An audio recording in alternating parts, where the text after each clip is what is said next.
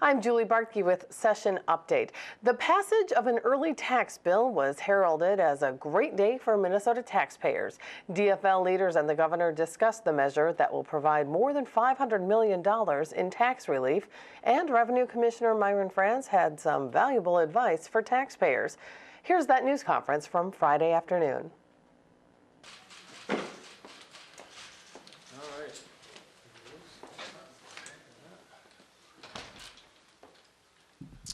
Well, 4 hours to deliver $508 million of tax relief to Minnesotans. I'd say it's a pretty good day's work for a carpenter and a farmer and a retired accountant. But we feel very good about the bill that we passed today.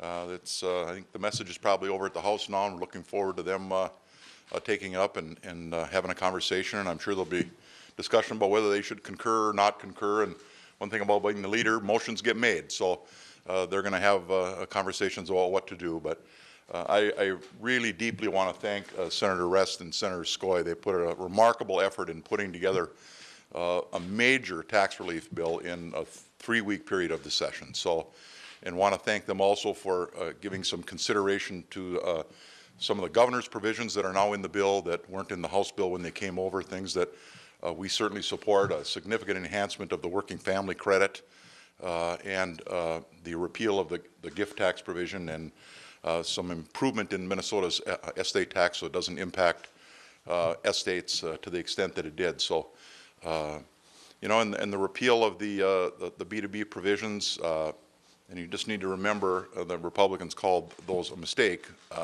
They weren't used last year to balance the budget. The sales tax article was internal to itself. They were used to provide the revenue to create a sales tax exemption for local units of government and to be able to do the upfront capital equipment exemption. That's what they were used for. That's what they paid for. And I certainly support the continuation of those tax exemptions. And fortunately, state revenue came in over what we had forecasted last February, and we had a little extra money so that we can continue to provide those sales tax exemptions that were provided for in the bill, and at the same time repeal the revenue that it took to provide them. So I think it's really a win-win situation for Minnesotans, and I very much enjoyed being part of the process in the Senate. I want to thank Senator Skoye for allowing me to be on the tax committee. Oftentimes, majority leader or tax chairs get a little nervous when the majority leader wants to sit on their committee. So, but he's been very welcoming in having me a member of the committee. So.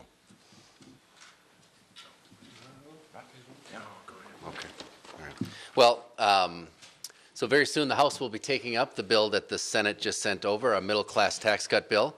You know, as we worked all along this session, we want to make sure that we work to quickly pass that bill today so that Governor Dayton can sign it into law and we can deliver these tax cuts to over 1 million Minnesotans. I do want to thank Governor Dayton as well for his leadership on this, and Senator Bach for his leadership, and the other senators for moving this. We did move, as Senator Bach noted, with unprecedented speed to get this tax bill completed this year and to get such meaningful legislation off the 2 floors and to the governor for signature that's going to benefit so many Minnesotans. And we're very pleased about that. These are real tax cuts that are going to make real difference in Minnesotans' lives. Again, over 1 million people will receive this tax cut, and they're targeted at Minnesotans that can put those things to good use, to working families, to middle-class families, to students, to married couples, and more. So we're really pleased about the progress we've made. I think it's important to note that we're in the position to provide these tax cuts, again, as Senator Bach noted, because of the tough choices we made last year to stabilize our budget and to set us in a position where we can look to the future and continue to do the work for middle-class Minnesotans. And just want to leave on this note, while this is significant progress for this session and for Minnesota, we have more work to do to build economic opportunity for Minnesotans. And we're going to, I hope that, and I anticipate, I have every reason to think that we are going to continue to make this kind of progress moving forward on those initiatives into the future. So I want to thank Senator Bach and the entire Minnesota Senate, as well as Governor Dayton, and I look forward to continuing to I look forward to getting back to the floor as soon as we can so that we can get this bill passed and to the governor's desk. And I don't, Representative Murphy, do you want? So, and with that, we really would like to get back to the floor. So I think you can catch us after the session if you have any more questions for us, if that's all right. Thank you. One other thing that I probably forgot to mention is there is a significant piece in that bill that assures fiscal stability for the state going forward, and it's the $150 million that we used out of the state's surplus to beef up the state's budget reserves. And I was very disappointed at numerous Republican amendments that wanted to take money out of that reserve and jeopardized our financial stability going forward. Another recession will come, and revenues will dip down, and having a mechanism in place that not only adds $150 million, but takes a part of future budget surpluses and enhances the reserve even more is likely to be one of the monumental pieces coming out of this legislative session. So I again want to thank Senator Scoy and Senator Rest for having the foresight to include that in this bill. It's much easier to spend it or to cut taxes with it. Those are very popular. It's probably not quite as popular to put it away, but the three of us have been through a lot of budget battles over the decades, and we understand the significance it is in being able to bridge future revenue shortfalls so we don't have to, the default position isn't immediately to go and borrow it from our kids through a school shift. So this is going to make budget stability in the future much, much more reliable. The only thing that hasn't been mentioned, and I just want to briefly say this, is that we did leave a pretty fair chunk of dollars on the bottom line for a second tax bill. And so we're hopeful that the House will be moving forward on that. We have a lot of member provisions that are important. I think there's some agency provisions that are important. So we're going to continue work. We've got a full 2 weeks of hearings scheduled coming up to start working on that. And I know Representative Lencheski has been working on it also. So that's also part of this initiative today. Well, I want to thank Senator Bach and Senator Scoy, Senator Rest for the terrific work in getting this bill passed. It would have been yesterday if we'd had a little cooperation, but it's, you know, this is the first time in my memory that the legislature has passed a major tax bill in less than a month after they came into session. So the urgency was apparent, and I'll thank the House leadership in advance for passing a bill, and I look forward to signing in law this evening. Commissioner Franz will have a cautionary note after I finish for people who may be in a situation where they should wait a couple days before they file until the changes are put into place. But this is a monumental victory for the DFL leadership in the legislature, and you know, it just shows that we have a balanced approach to Minnesota. That's what people wanted in the November election of 2012, a balanced approach, not at the extreme of all cuts, but at extreme of prudent fiscal management. And as I like to keep pointing out to people, if we hadn't had a $617 million deficit projected a year ago, and we didn't have to pay off almost half of the $2.8 billion of debt to the schools that the Republican administration racked up before, we wouldn't have had to raise anybody's taxes. But we had a choice. We either raise taxes or we provide no investments in education, in which case we wouldn't have all-day kindergarten starting in September. We wouldn't have tuition freezes for Minnesota and University of Minnesota students. We wouldn't have the progress we've made in early childhood. We wouldn't have the money to provide property tax relief. So there's all this talk about, you know, whether did they go down or up slightly? Well, they went down slightly statewide. And that was in contrast to an average annual increase of 6.5% per year for the previous decade, 86% increase in property taxes. So for some of the folks who were responsible for that to quibble about whether they're flat or whether they've gone down a bit, well, it's just absurd. Just absurd. So I'm very proud of what's been accomplished here. I thank, again, Senator Bach, Speaker Thiessen, all the leaders, and now it's on to the House. You want to just qualify the... Yeah, I just want to answer the question of what should taxpayers do today. So right now, if you have not filed your tax return yet, we would advise you to wait until Monday. We'll give out some more detailed advice. But generally, if you want to wait, as we make these changes, we'll get them implemented as soon as we can. We're going to work this weekend to come up with a new implementation plan. But for those folks who have mortgage insurance deductions, they should wait until Monday. They get more information. A deduction for education Educator expenses, those folks should wait. Working family credit, people who qualify for the working family credit, anywhere from $10,000 to $45,000 in income, they should wait. Higher education tuition deduction, they should wait, and the student loan interest deduction. Those are the categories that we expect to change and try to implement those changes as soon as possible. We'll give more guidance on Monday, but our general guidance is we hope to have these available and input into our system and into the software vendors by April 1. If you've already filed, we will do three things. We will examine your return to see if we can make the adjustment for you after we make our changes. We will notify you, taxpayer, if you need to give us more information, and we'll notify you if you need to file an amended return. But we'll give more concrete information on Monday. With any more precision, can you say what the universe of people expected to get some sort of tax benefit out of this is? I think the other day you said 300,000 to 500,000. That's a pretty wide range.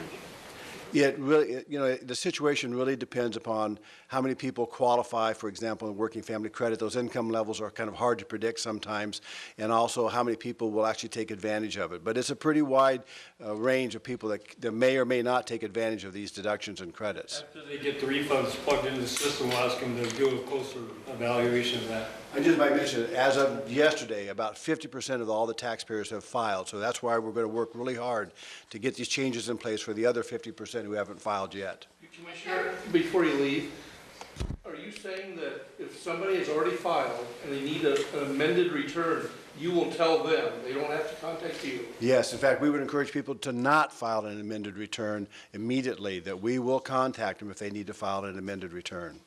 The one-day delay, are there taxpayers who won't get tax cuts this year because of the one-day delay? Was anyone impacted? The delay affects our ability to process this immediately. The one-day delay, well, what the impact of that was is we're going to try to get this all affected and turned out and rolled out with the software vendors by April 1. The question is, how soon can we get to that April 1 deadline?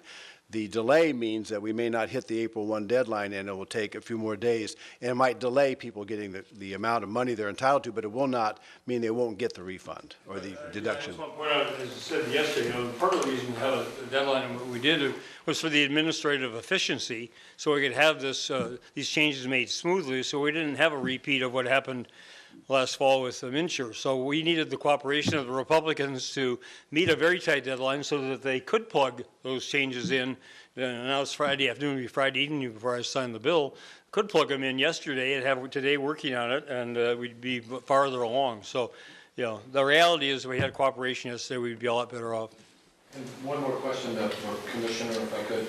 Just to be clear, so if you've already filed your tax return, it still is a good idea just to wait for the Revenue Department either to notify you, send you an additional tax cut, or tell you to file an amended return. That's true, because we will be able to actually process the refund for those people, for some people that qualify. We can make the changes ourselves. They won't have to do anything. But they shouldn't file a refund claim or amended return until they hear from us, because we will notify them if they need to file an amended return. How soon will they hear from you? It'll be after the April 15th, the deadline, because we'll be busy processing returns until then. And they shouldn't worry about missing the April 15th deadline? Everyone should worry about missing the April 15th deadline. There's no, if they filed, for those folks who've already filed, the 50% have already filed, they've made the deadline, and everyone else does need to remember, regardless of this little delay, April 15th is the deadline. Governor, this takes a bulk of the surplus, I think half of the surplus, kind of out of play. How do you see the remaining pieces? Well, with the surplus, it takes about half. Okay, so about half is a reserve. So, yeah, I mean, I think this is, most of what I was asking for in the tax area, and as Senator Scoy said, there'll be another tax bill to be considered later in the session. This is the one that was time urgent. So, and again, I don't remember any time in my many years in and around the legislature that the tax bill's been passed less than a month after the legislature went into session. So this has been really fast-tracked, and the first part of the reserve, and so now we'll deal. I guess the House has put out targets with some specificity. The Senate will be following shortly, and so then and I've got my recommendations. So then we're going to be dealing with the tough question of what additional spending is really essential, and what else should we do with the remainder. Governor, this was a bit of a chaotic week at the Capitol with this tax bill. Should Democrats have worked things out a little better? Well, again, I'd point out again and put it in context. I'm not aware of a time when major tax bills passed this quickly.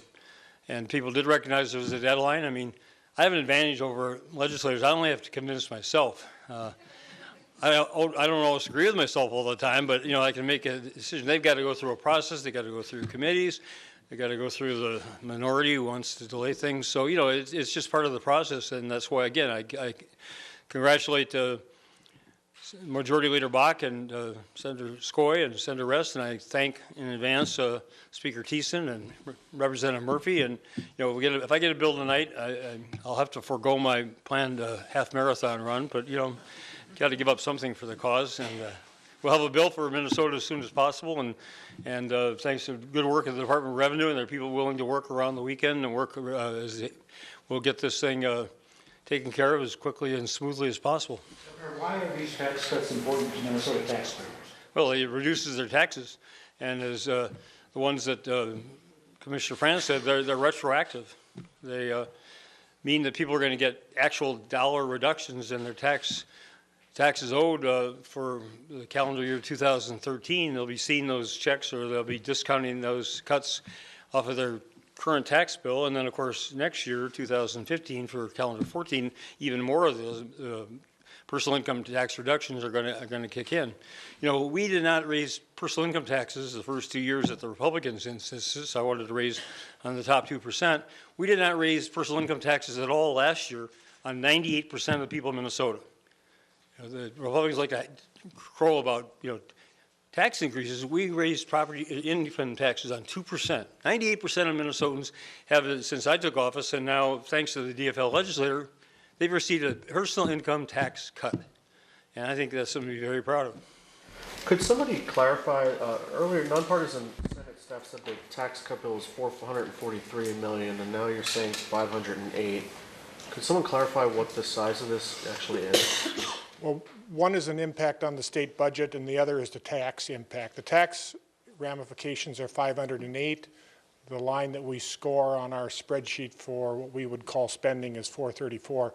I do want to 444. I do want to add one thing to what's going to impact Minnesotans, and you heard both Senator Rest and I talk about it on the floor, and that is the working family tax credit.